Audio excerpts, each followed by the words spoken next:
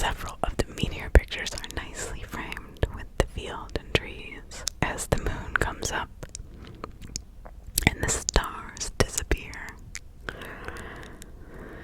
This must be where I fell asleep.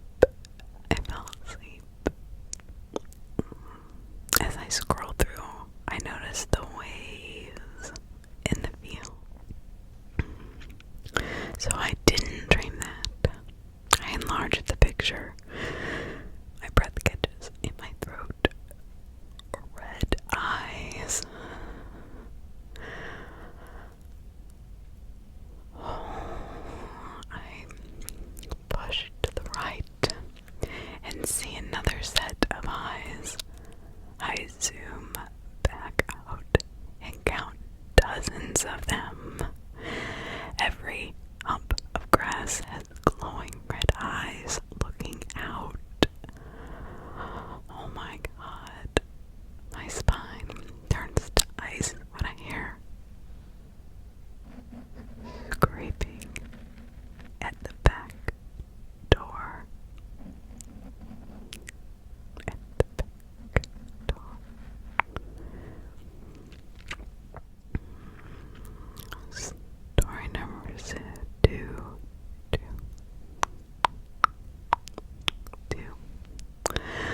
For sale. Written by you or underscore writer underscore 1717. And this you can find under r/wholesome no sleep. So for sale 1953. Oh my god, that's my favorite year, by the way. Corvette in great condition, must sell. $10,000 or best offer. I'd be there in a heartbeat. Tony pulled up to the gate of the address he had been given and was met by an old woman. "Good morning, young man," Dolores said. "Have you come to see the car?" "You betcha." "Well, follow me and stay on the road." Tony edged his car forward as she opened the gate. Once through, she closed and locked the gate behind them, then hobbled past him and struggled to get into her own car, a 1957 Ford Fairlane. Also a very nice car. They drove the dirt road for what seemed like forever and finally crested a slight rise. A large farmhouse was flanked by outbuildings and a dilapidated barn that looked like a good wind would blow it over. She pulled her car up to it and parked in front. Tony got out of his car and put on his best smile. "So, young man, why are you interested in my car?" "Well, I read the ad in the newspaper and my car isn't running so great," he said, pointing to his immaculate late model BMW. "Well, I don't know much about cars. I'm not sure if this one will suit your needs or not." They stepped inside and she stopped over to grab the front end of a large tarp. Wincing in pain, she pulled it slowly towards the back. Then she went around to the other side, past Tony, and pulled the rest of the tarp off. It was all Tony couldn't do not to drool. He tried to keep his cool while he examined the mint-condition car. He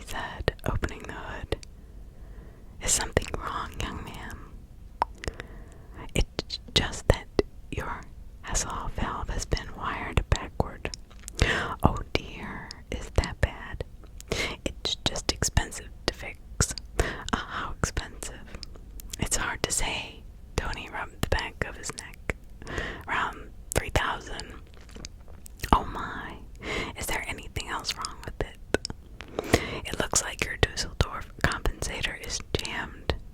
That's another 1,000. Oh, so how much do you think I should sell it for? Seeing the condition it's in, he said, rubbing his chin. I'll give you 5,000 for it. Well, that's half of what I was asking, she said, thoughtfully. I guess we'll have to eat a little less this winter. That's my best offer. Take it or leave it. She rubbed the vendor lovingly, then bowed her head and sighed. I suppose I'll take it. Great, I'll just make a quick call, he said, turning his back to her.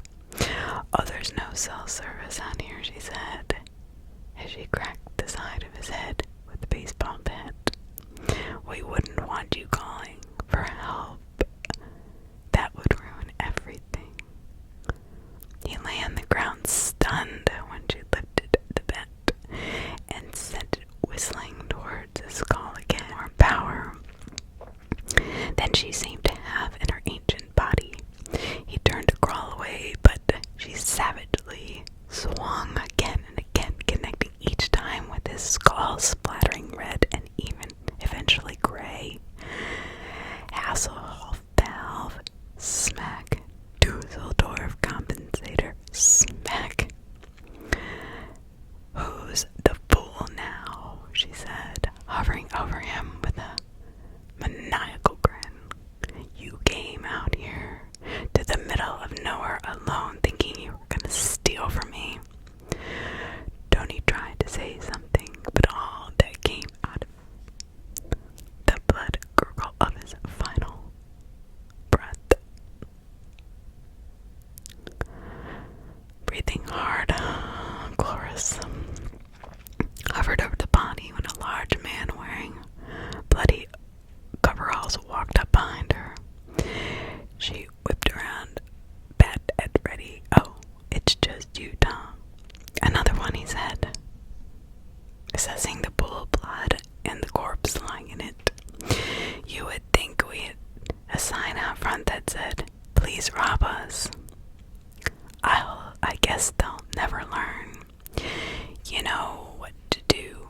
Take the body to the butcher barn and drive the car down to the warehouse with the rest. I'll clean up here. Why the rush?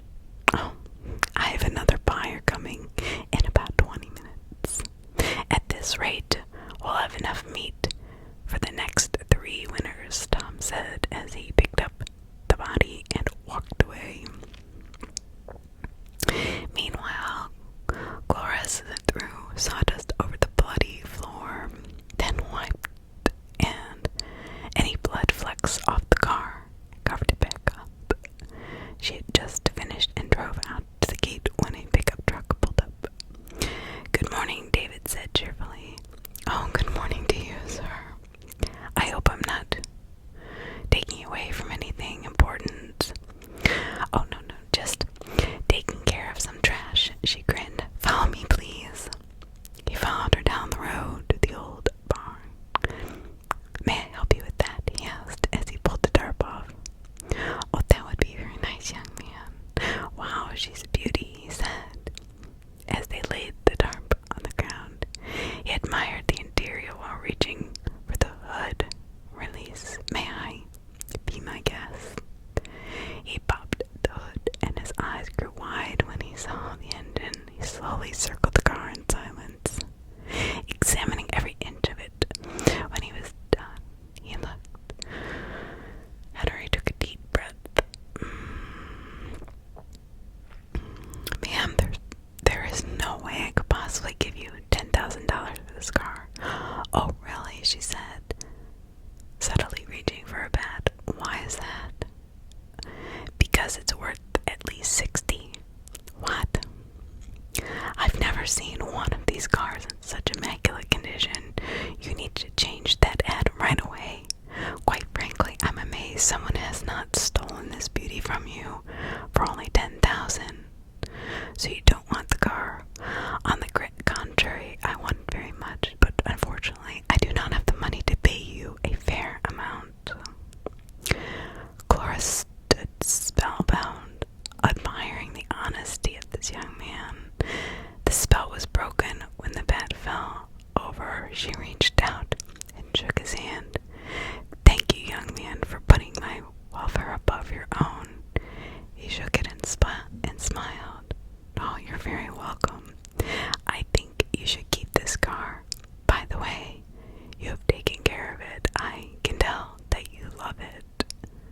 "I think I will. Thank you for letting me see this beauty." "Thank you. I'll lead you back to the gate." He walked over to his truck and patiently waited. "You're letting him go," Tom whispered. "He was the first one in years to tell me what the car was really worth.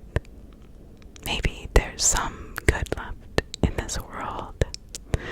Tom eyed her. "Oh, you're not getting soft on me, are you?" She slapped him playfully. "Hush up."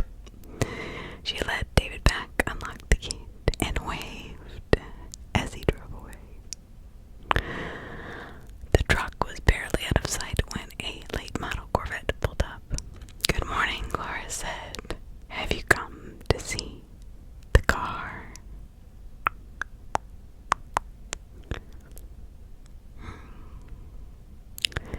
She's one tough. I'd like that one. Would you be the one to try to take her for less, or would you be the one who'd be honest? Honest. Story number three. This you'll find under r/short scary stories. U/horror_writer_17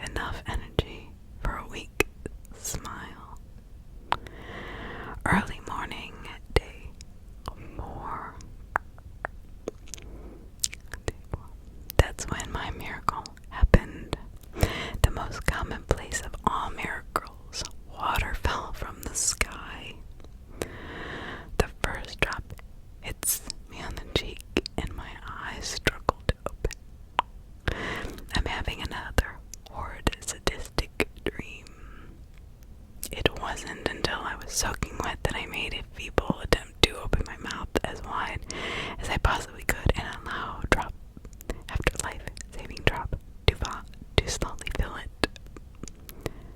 I attempted my first swallow in nearly 2 days.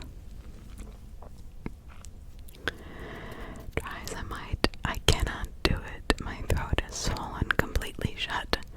Breathing has become very difficult. Now my mouth is full of water and has begun to drip into my lungs.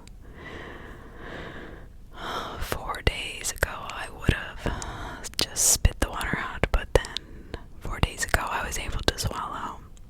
Now I'm so weak I can't turn my head and I can barely cough. Even when I do, a mere drop or 2 of water comes out. After 2 feeble attempts, I can't breathe. Whatever energy reserves I have go into one last cough. It barely makes the water in my mouth gurgle. Panic fights exhaustion and loses. The rain comes down in torrents. What I thought was my savior has become my doom. Lying on my back, I look like a fish out of water, my mouth moving, unable to breathe, slowly suffocate.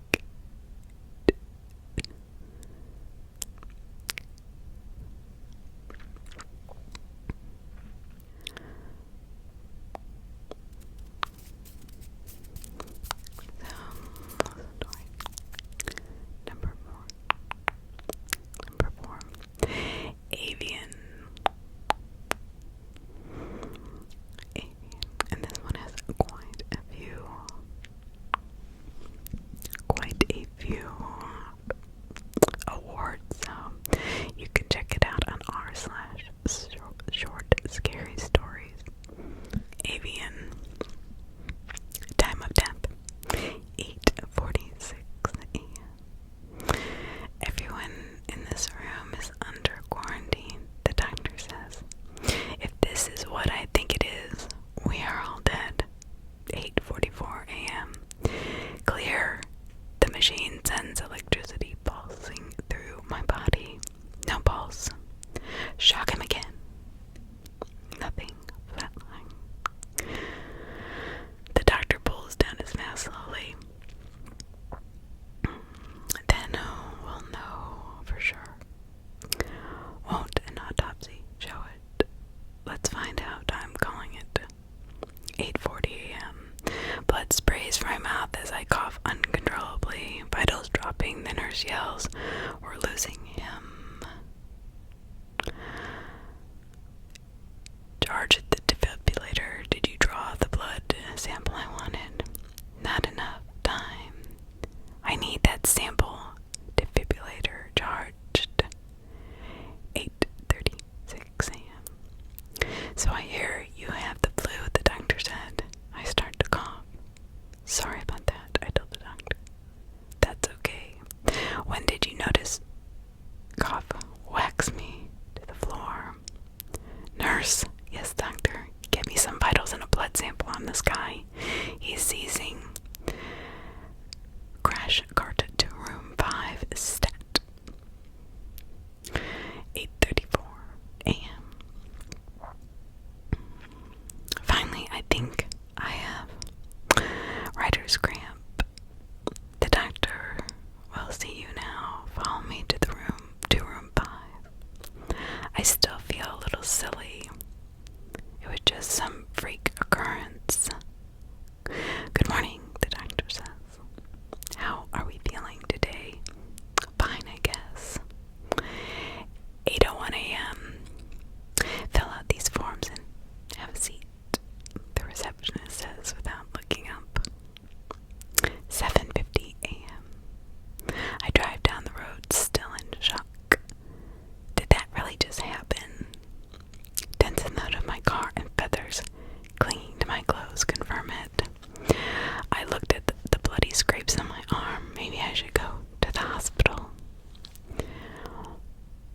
7:45 a.m. I breathe in the crisp morning air. There's an odd tinge to the smell. Halfway to the car, I hear a thunk. A small bird lays motionless on the ground in front of me. Another thunk and another. What the hell?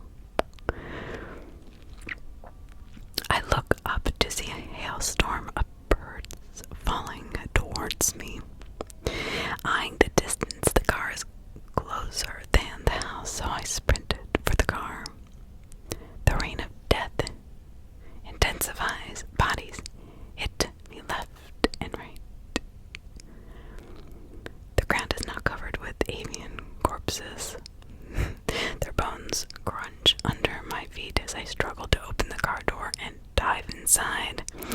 As I drive down the road, the strange phenomenon stops. 7 o'clock a.m.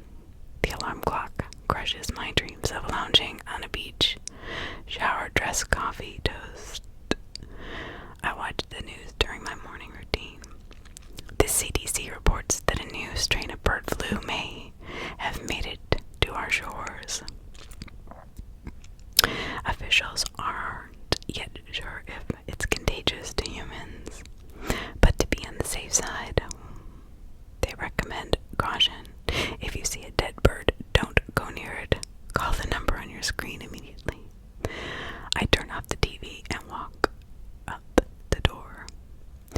Who would be dumb enough to mess with a dead bird?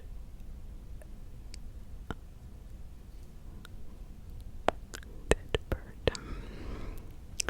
I've had hundreds of them. Hundreds of them.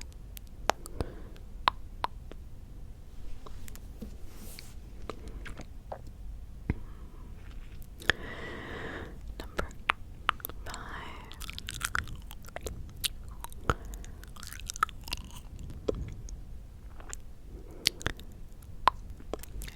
Number 5.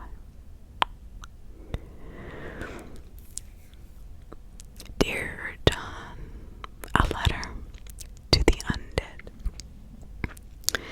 My name is unimportant, but what I do is I'm a member of an elite unit you'll never hear of. We contain incidents of all kinds.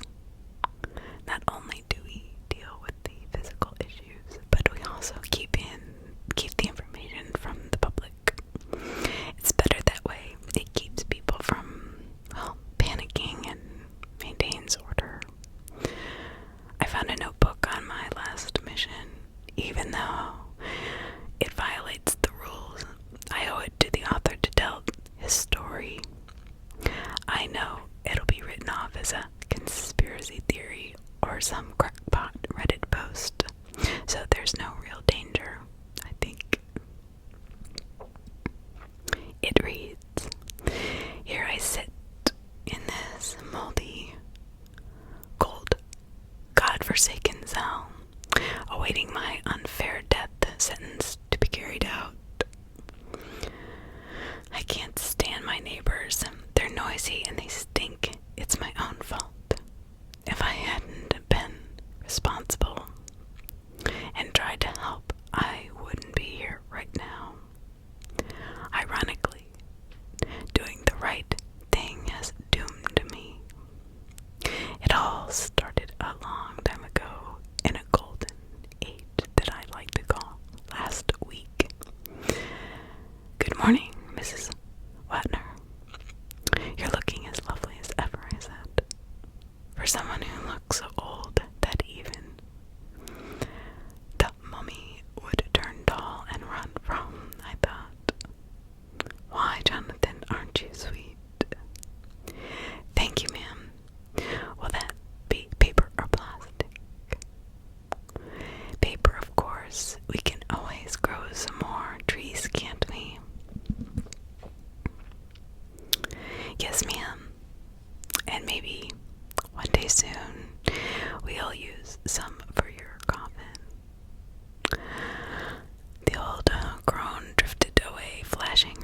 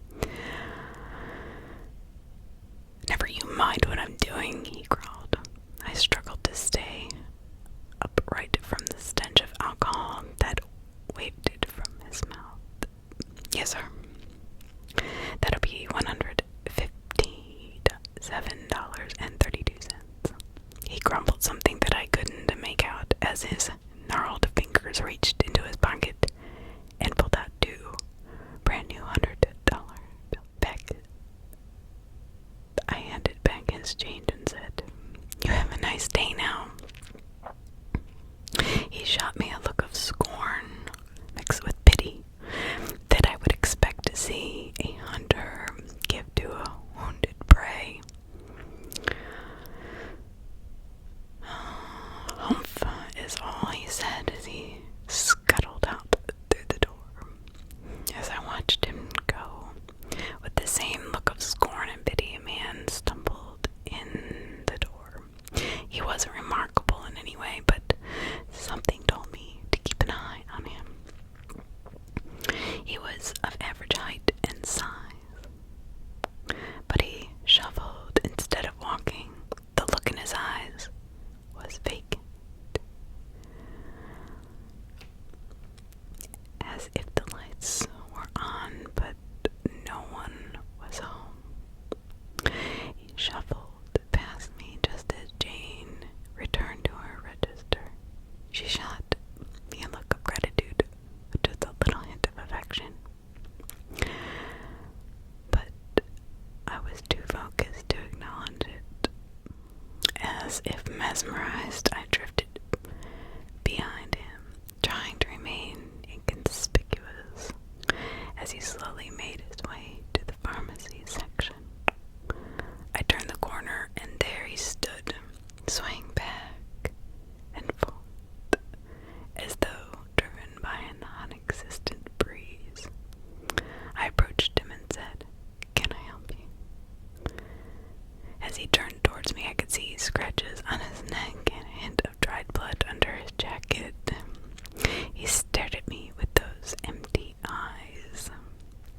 Instinctively, my hand slipped behind my back, and I grasped the handle of the knife I carried with me for just such an occasion. I set my feet and prepared for him to lunge at me. This is it, I thought.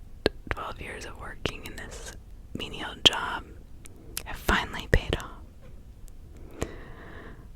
I'm in the right place at the right time to stop the outbreak. I just need to be sure, or I'll spend the next 20 somewhere much worse. I pulled the knife out just an inch away when he cleared his throat. "I'm sorry, it's my wife. She isn't feeling well." I slid the knife back into its sheath and said, "I'm sorry to hear that. Is there anything I can help you find?" His vacant eyes drifted back to the shelf. He picked up a bottle of Midol and a pack of tampons. "These should do." He tried to force a smile and shuffled past me towards the checkout, but something was still nagging me about him. I went to the register and bagged groceries while he waited in line. Then he shuffled through the front door. I mumbled something about needing carts and followed him outside. He had parked at the far edge of the lot, but even part way there, I could see the car he was heading for was rocking back and forth and sounded like someone was pounding from inside. As I approached, I saw blood smeared over the window and the face of a large woman pressed against the glass. I was 30 feet away when he reached the car and unlocked the door. "Don't!" I screamed, reaching for my knife, but he had already pulled the door handle. She exploded out of the car and launched herself at him. He fell backward, and she began devouring him like a starving lion on its prey. She clawed at him and ripped out his throat with her teeth, making a geyser of blood. He tried to cry out, but all that came was a bloody gurgle. I shook off the shock of the pure stark reality of the situation and took advantage of my opening. I held my knife over my head, closed my eyes, then swung as hard as I could. I missed on the first try and only managed to slice off her ear. Needless to say, that got her attention.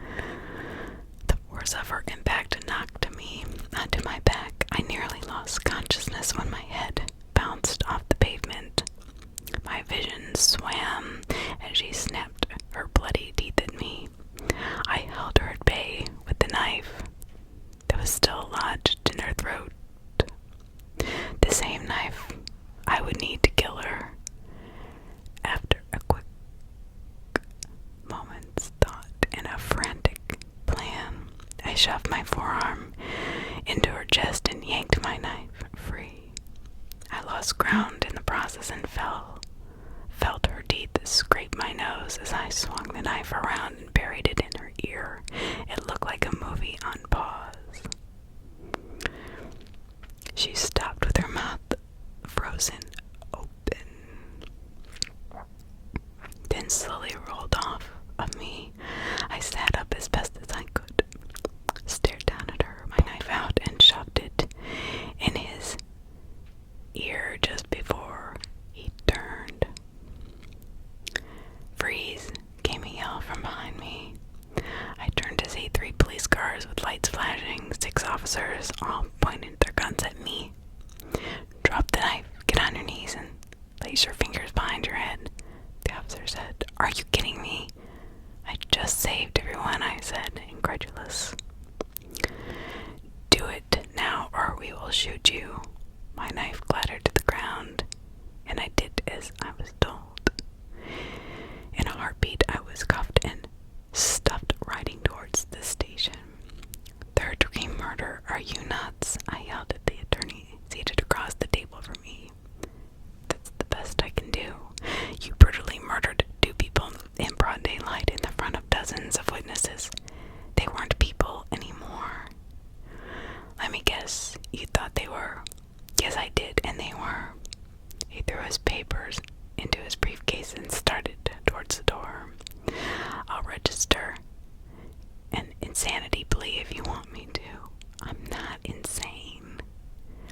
"Look, you have to listen to me. We can stop it. Find out who those people were and where they came from. The police in that town need to be alerted." He paused and rolled his eyes. The guards took me back to my cell where I sat in quiet desperation, trying to decide what to do next. I took the tablet and pencil that I had been given when I was booked in and started writing. This is a bit of history. Right now, it's just so I can keep the events straight in my own head. I'll call it Dear John, a letter to the undead. By the time I'm done writing this, there won't be anyone left alive to read it. It only started yesterday when my life was still uncomplicated and boring. When I was done writing, my wrists hurt. Logging down Demise of Humanity will do that. I tried to warn the officers when they would pass my cell and at meal times, and it became a litany. "Is there anything strange going on in town? Do you have enough food, water, and ammo at home? Is your family someplace where you can protect them?" My concern was met with scorn and even alarm. I guess they felt threatened by my questions. I don't know why. After a while, the officers came through, less and less. That was when it happened. My cell window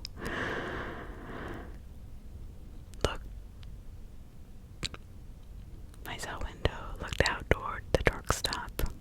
I was lying in my bunk when I felt as much as heard the explosion. I jumped up and stared in shock at the tanker truck that was in flames, sending black smoke pouring into the air. 5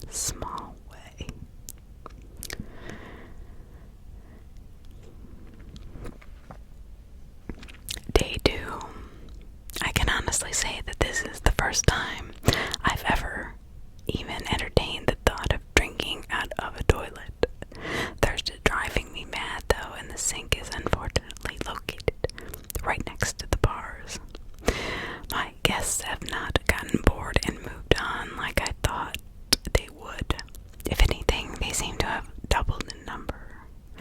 On the plus side, all the growling and jolting kept me awake so that I wouldn't have to worry about being grabbed in my sleep. No, I can be sure I'll be awake and alert so that I feel every set of teeth as I'm slowly devoured. It's always good to think positively. One of the deputies has made his way to the front of the cell. The keys to the cells dangle tantalizing from his belt. I'm hypnotized by them. I could go insane just thinking about the possibilities, but the fact of the matter is, I know I would be dead before I shoved the key in the lock. It does make me smile, though, knowing that the walking dead are too brainless to realize that they literally hold the key to my demise.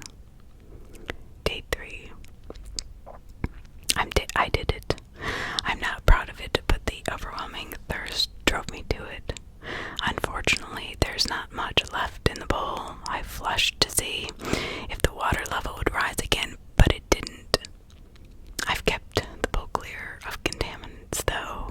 I've taken some small measure of revenge against my future killers by relieving myself in their mouths. I've become a fairly accurate shot, too. I stand just out of reach and then fire away. They do draw back from it, but I don't know why. I'm sure it doesn't even register in their dead brains. It's still strange, though. The ones that I hit don't return. Day 4. I can't stand the relentlessness, overwhelming, crushing thought that I am powerless. That at some point I will succumb. I'm going to try to grab the keys. I don't know what I'll do from there. But it's clear that help isn't coming. If I want to survive, I'll have to do it on my own. Day 5. This will be my last entry. I can't believe what a fool I was. Even though I was able to grab the keys, I paid for it dearly. 2 of them got hold of my arm and bit right through it.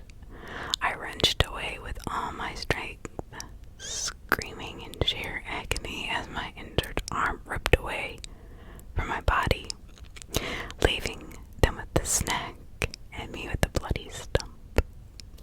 I'm bleeding out as I write this. I haven't even tried to stop it. I'd rather die this way than be ripped to pieces by these creatures. At least it is on my own terms, not theirs. If someone finds this, I hope that something in these pages will be some help. I only wish it could be more. Maybe by keeping these creatures distracted here, someone else will have a fighting chance to escape. I hope so. Goodbye. Goodbye. I destroyed the notebook. A standard procedure. Contain the threat, contain the information. That's what we do. It was a big deal locally, but we were able to keep it out of the national news. We told the public that there was a toxic gas leak that made people sick, but it was being contained. The explosion at the gas station was covered as a random accident. It did help us with the cleanup, though. Nothing like a giant fire to throw all the bodies, undead bodies, in. I salute this unfortunate soul for his brave sacrifice. I just wish we'd been called in sooner. We might have been able to save you.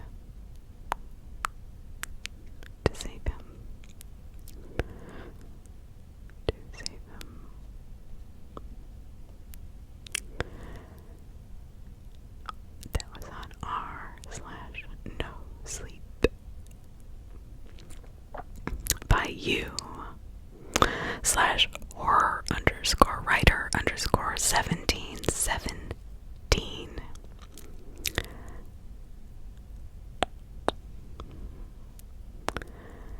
Let's see.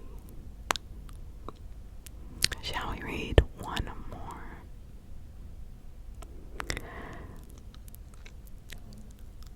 It's under r/short scary stories by you horror_writer_1717. Stained. Sincerely, Douglas T. Forbes, Esquire. Edna's wrinkled hands laid the letter on top of the envelope that had final notice stamped in red ink. I think I'll invite Mr. Forbes over for tea. She phoned Mr. Forbes several times, only to be told he was busy. Finally, 30 days were up. 2 large men in suits knocked on Edna's door. "May I help you?" Edna asked sweetly. "We're from the bank." "Oh, yes, come right in." 2 days later, there was another knock on Edna's door. "May I help you?" she said sweetly. "I'm Mr. Forbes from the bank. Please come in." He stepped into the foyer and was mesmerized by the myriad of colored glass. "I see you like my work," Edna smiled. "It's quite lovely," he said. "Mrs. Kelly, I'm here on business. It's about your mortgage." "Well, what about it?" "It's past due." "That's because you raised my payment last year.